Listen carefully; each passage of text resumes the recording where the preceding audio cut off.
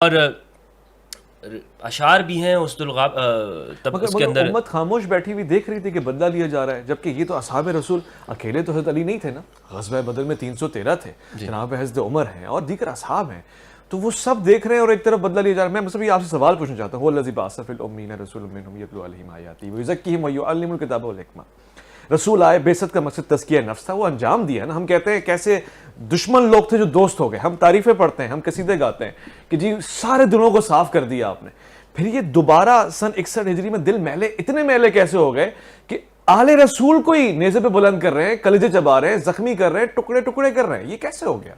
جی یہ آپ نے صحیح بات کہی ہے، لیکن قرآن کریم کہتا ہے کہ ان علینا للہدا، ہدایت جو ہے وہ اللہ تعالیٰ کے ذمے ہے۔ چونکہ امام علی مقام کی جو شہادت ہے وہ اتنی دردناک ہے کہ ہماری توجہ اس سے کہیں اور جاتی نہیں ہے، وگرنہ میرے آقا کریم علیہ السلام کے ساتھ بھی یہی کیا گیا۔ ایسی بات نہیں ہے کہ آپ علیہ السلام نے اللہ کا پتہ بتایا ہو اور سب نے مان لیا ہو۔ اس وقت جو ابو جہل تھا اتنا بڑا دشمن، اور ہجرت پر مجبور کیا، اور سرکار دو عالم صلی اللہ علیہ وسلم پر نہ جانے کیا کیا ظلم کیے۔ اور ایک مرتبہ اما عائشہ رضی اللہ تعالیٰ عنہ نے پوچھا تھا، یا رسول اللہ آپ کو زیادہ تکلیف کب ہوئی ہے؟ تو فرمایا کہ جب طائف کا سفر میں نے کیا تبلیغ کا اور واپس آیا، اور تیری قوم کے ایک بندے نے جو الفاظ کہے تھے وہ آج تک کلیجہ رسول سے مٹے نہیں ہیں۔ یہ سلسلہ امام علی مقام کے دور کا نہیں ہے، یہ پہلے کا دور کا ہے۔ اور پھر یہ جو مقربین کی جماعت ہوتی ہے نا، ان میں ہم پڑھتے ہیں حضرت یحییٰ علیہ السلام بھی ہیں جو درخت کے اندر گئے تھے اور ان کے گردن پر آرا چلایا گیا تھا۔ کئی انبیاء علیہ السلام کو کس طرح سے شہید کیا گیا تھا۔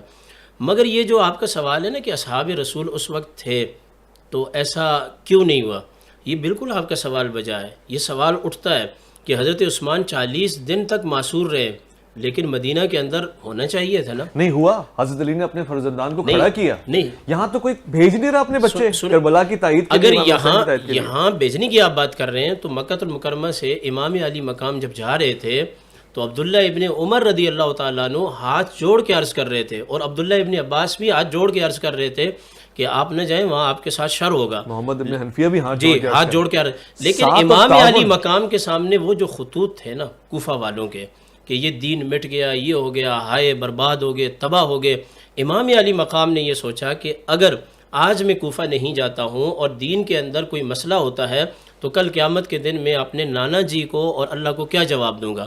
تو اتمام حجت کے لیے جو ہے وہ آپ وہاں تشریف لے گئے۔ باقی جو صحابہ کرام تھے ان کے سامنے حضور نے سارے واقعات بیان کر دیے تھے، اس طرح بچوں کی حکومتیں آئیں گی، لڑکوں کی حکومتیں آئیں گی، اور بخاری شریف میں تو یہ بھی ہے کہ میری امت میں فتنے آئیں گے، ان کے اندر ایک بند باندھا ہوا ہے۔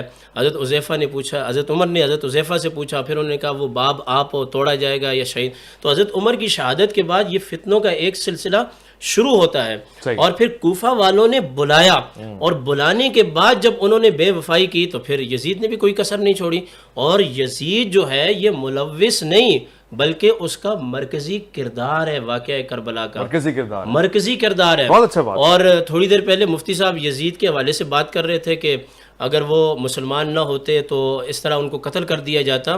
یاد رکھ لینا امام اعظم ابو حنیفہ کے نزدیک یزید جو ہے اس پر توقف کیا ہے، یہ فتویٰ بھی نہیں لگایا مسلمان ہے، اور یہ بھی نہیں لگایا یہ کافر ہے۔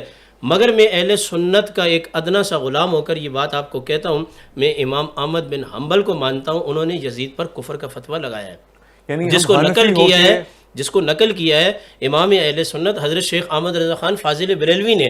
اور میں حیران ہو گیا کہ انہوں نے امام اعظم کا فقہی مسئلہ نقل کرنے کے بعد کہ امام صاحب کا یہ فتویٰ ہے، اور فوراً یہ لفظ بھی کہے کہ امام احمد بن حنبل نے جو ہے وہ کافر قرار دیے۔ میں جانتا ہوں کہ میرے امام نے یہ کہنے کے بعد یہ نقل کیوں کیا ہے، ہم جیسے غریبوں اور کمزوروں کے لیے ایک موقف چھوڑ دیا۔ ہمارے یہاں یہ ایک اچھی چیز ہے۔